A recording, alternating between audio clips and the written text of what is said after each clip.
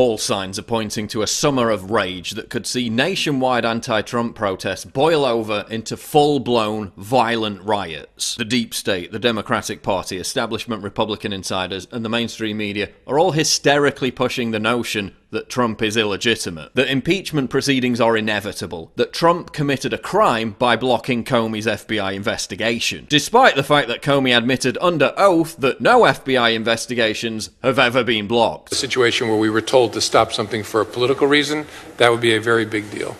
It's not happened in my experience. But facts don't matter. Narrative matters. And the narrative is clearly to manufacture a constitutional crisis followed by a coup d'etat. This will radicalize the violent alt-left to engage in massive domestic disorder, emboldened by the belief that they are bravely resisting an actual tyrant. The left badly wants to remove Donald Trump from office, not with votes in the next presidential election, as you typically see in working democracies, but they want to remove him right now, today. Indeed, the left has grown so impatient, much more than ever, that it is now unable to acknowledge the basic legitimacy of any government act they disagree with.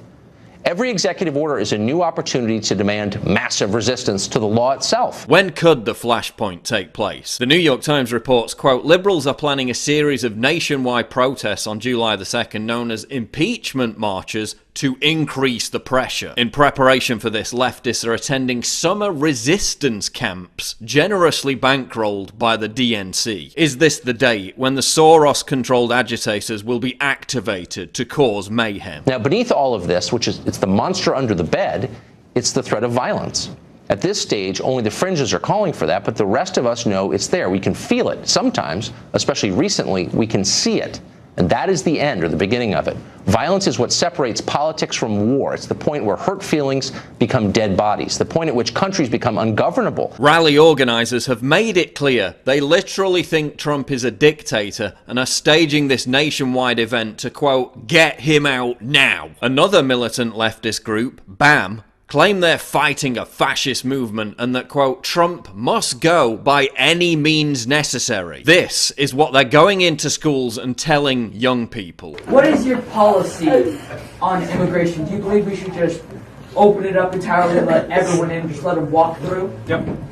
Yeah. They literally claim, quote, the future existence of humankind is at risk if Trump stays in power. This is how unhinged these lunatics are. They want to, quote, shut down entire cities, to, quote, drive Trump out of power, to overthrow him. They openly denounce, quote, liberal tactics of electoral engagement. This group has previously been discussed by the FBI in the context of alleged links to terrorist organizations. At a rally in Sacramento last year, 10 people were hospitalized with stab wounds as a result of violence initiated by members of BAM. These are the same people who were involved in the Berkeley riots and the riots in airports over the travel ban. Imagine Berkeley, but nationwide in dozens of major cities, all on the same day. Imagine the chaos. Demonstrations are also set to take place in over 90 cities on June the 3rd to protest against Russian interference in the US election, for which there's no evidence whatsoever other than a relentless stream of hysteria. As Tucker Carlson exposed, prominent leftists are also refusing to condemn violence when asked. Endorsing violence that's the line, and she crossed it.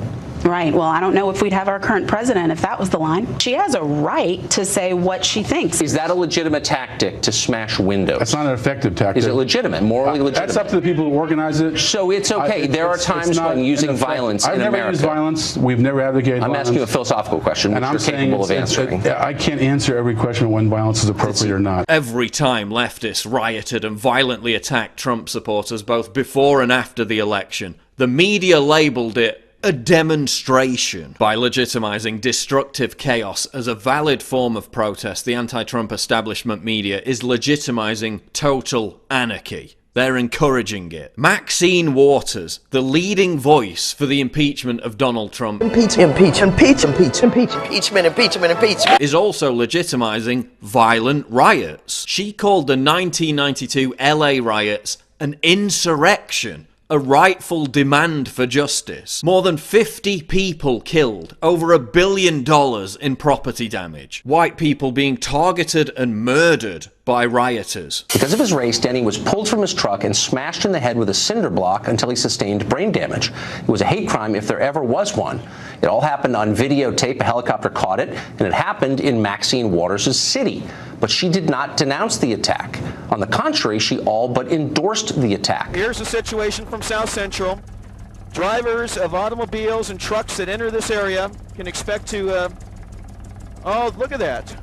Terrible. And there's no police presence down here. They will not enter the area. Is it any coincidence that Waters is in the news every single day calling for more insurrection? Is it any coincidence that we see the same violent race baiting being whipped up daily by the mainstream media? Police departments across the country are making large-scale purchases of plated body armor, pepper spray, batons, and smoke grenades. Take Denver. Every single year since 2012, spending on riot gear has increased. Manufacturers of riot control products have also reported a huge surge in demand for water cannons to, quote, handle large crowds and demonstrations. Authorities are clearly preparing for potential disorder. People in major cities like LA think riots are likelier than at any time since the LA riots. Although violent disorder is a speciality of the left, Trump supporters could also take to the streets if they believe a coup is taking place, and the blame lies firmly at the feet of the media and the deep state. They're contriving the fake news narrative that Trump is an illegitimate tyrant. They're emboldening extremist militant groups who have already used violence to shut down cities and free speech events. They've set the wheels in motion for a massive nationwide confrontation,